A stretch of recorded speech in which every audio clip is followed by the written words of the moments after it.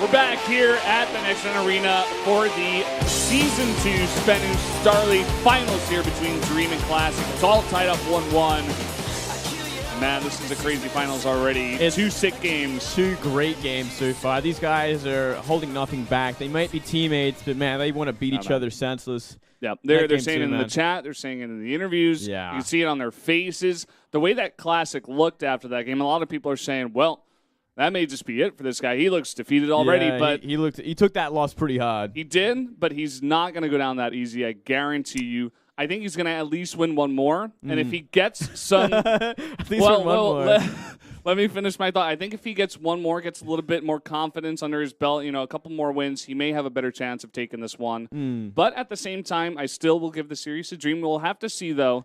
Dream looked really, really powerful in that second game, I have to say. His macro was on point. A lot more determined. He's definitely the player with the confidence, I think, a little bit more, especially after his road of destruction to lead him to the grand finals. He's like, well, I've gone this far. I've beaten these players. You've beaten some Zerg players. You haven't really faced many Terran players. The only Terran player you did face was me, and I beat you down. Just like I did in that last game. Yeah, he made it look easy and eventually tore him apart.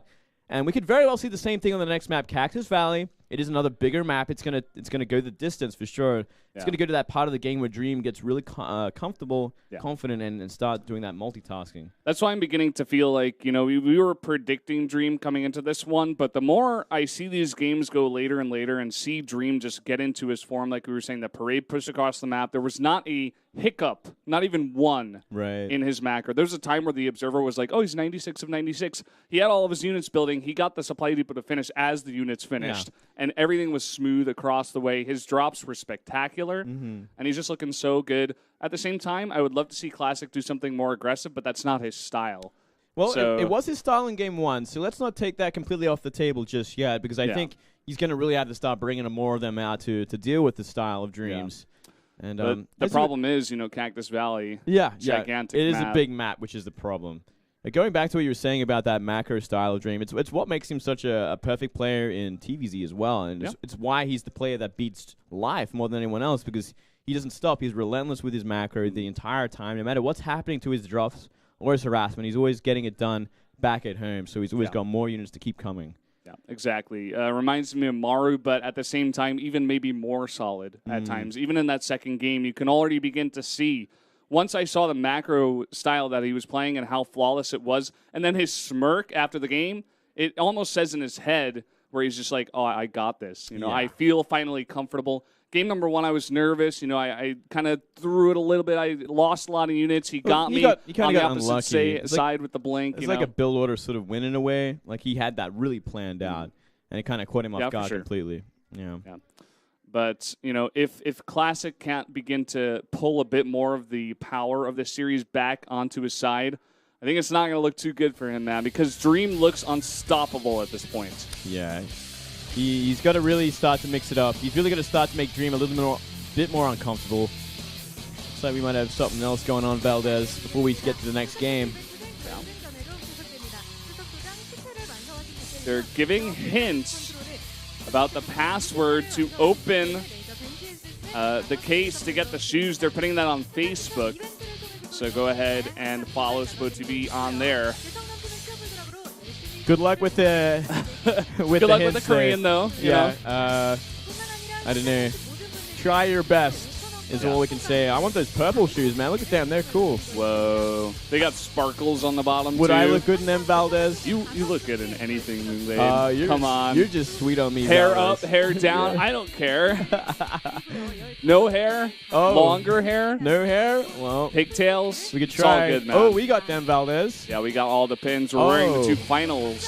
Or finalist pins, rather. I want one of those boxes there. Yeah, it looks like they're giving that to 15 people who came here today.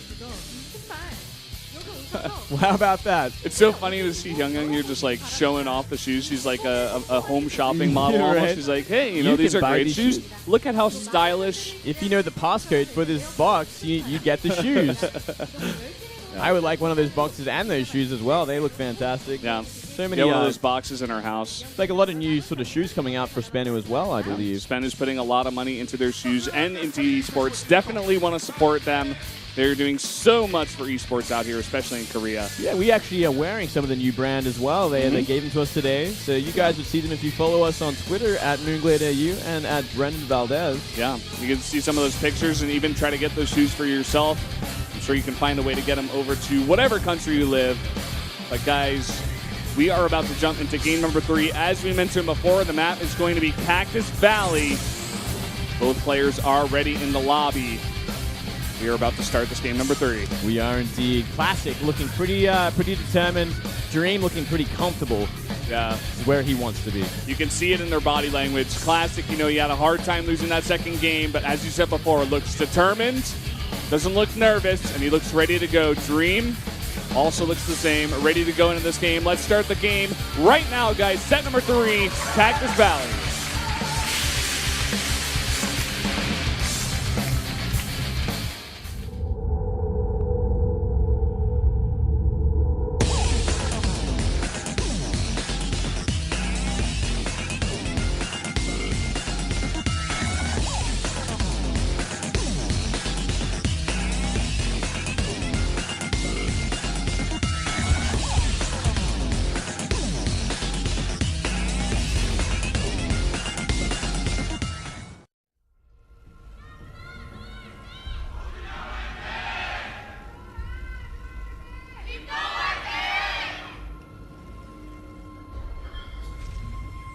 Set number 3 here on Cactus Valley. Down here in the bottom right in the red, our return player just tied it up in that last game. It is Dream wearing his pin.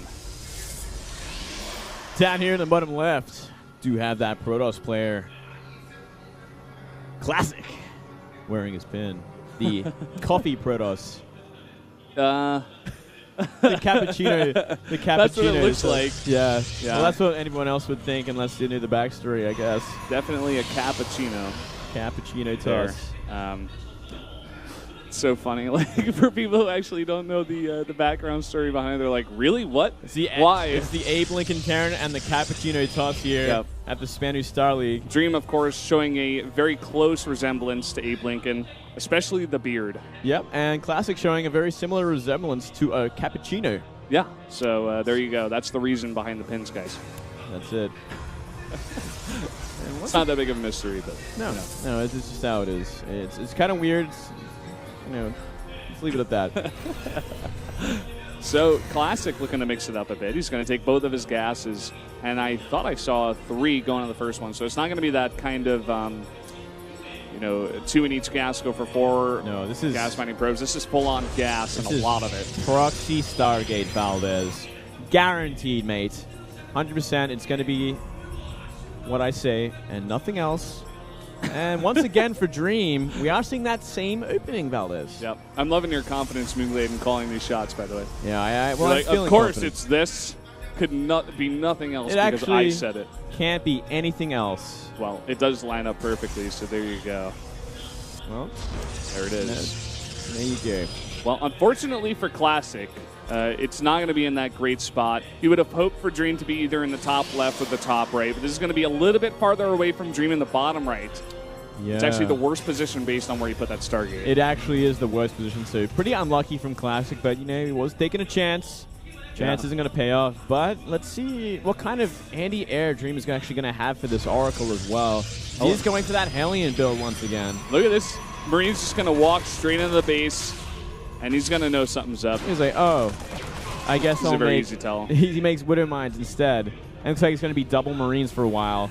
And he's going to make the CC in the main. So he scouts what he has to see, and he goes, okay, you're going for a proxy Stargate. Yep, this is the second time Dream has done this where he just goes for gas, but he gets a bunch of Marines out, like 2 or 3 of them, and he just scouts them out. He just uses those instead of his SCVs. Such smart play, and he's really figured it out. He knows what Classic is capable of, and he's already hard countering the opening.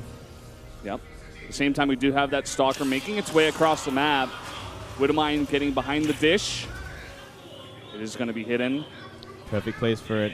The Stalker could mix things up, though. There's not that many Marines out, so If the Marines get caught out, if the Stalker starts poking at this command center. Look, even the Marines are hidden behind that dish, or at least they were for a sec. Oh, gets the probe.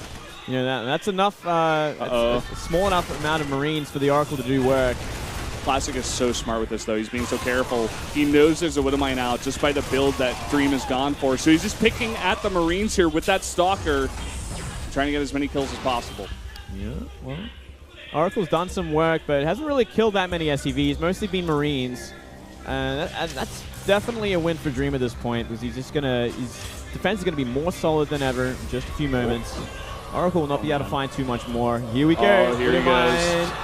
Oh, he went for actually damaging the SCVs with it, triggering it off. Now he can get rid of every Marine. And there's no more anti-air. There's one more Widowmine, but it's over there to the left by that other CC that's being made. So this Oracle's going to get a lot of damage done, in fact. Oh, yeah. This is doing huge amounts of damage. Oh, trying to get that one Widowmine, but no. He's not going to get it. He's not going to get it. He's going to get the Mule instead. Another huge hit. Oh, he's trying to trigger it over all his SCVs. He gets a bunch. And a third. Oracle's coming in fact, trying to get even more kills. This is actually too much. This is way too much damage. There's enough energy there on this Oracle to do some work to the SCVs if he wants to. Yeah, look at all of those super weak SCVs. He's just being very careful and at the same time trying to macro back at home, get some units into the base, it looks like. Oh, wow. And this Stalker's going to do a lot of work as well. Only one Marine to stop him. And as long as he stays out of range of that Widowmine, this is just way too much damage. Another Oracle coming in. Here's another Oracle. He's got a bunch of Warpins too. He's got the... Looks like the Widowmine shot went off on a bunch more SCVs back there as well. Yeah. And he got the detector here in the other Oracle. Just going to use his gateway units at this point. It may just have been too much damage. Simply way too much at this point. Just not enough units left over. Yeah. GG. That's going to be it. Classic is going to take game number 3. Another quick one on his side. And like I said, if he can get one win, he can get another. Do not count this guy out. No, not at all. And he's doing exactly what he has to do against Dream. He's got to break the momentum, break the rhythm. Cannot let Dream get to that mid to late game and get into his groove with the harassment. Yeah. So stopping it short.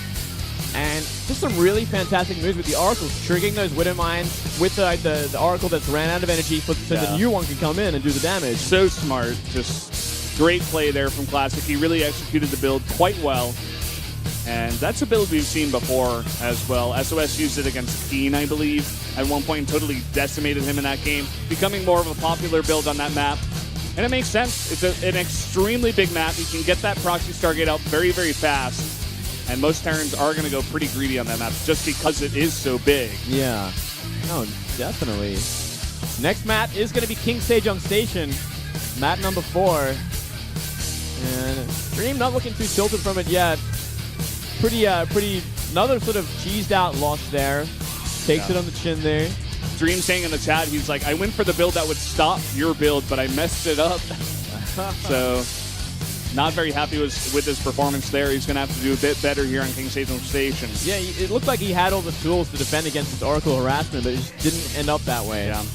And also very well executed by Classic at the same time. You know, that's basically the most stuff that the Terran is going to have outside of like missile turrets, but you can't have everything. You can't have both Marines and that many Marines, that many Widowmines, and missile turrets out that fast with the CC. So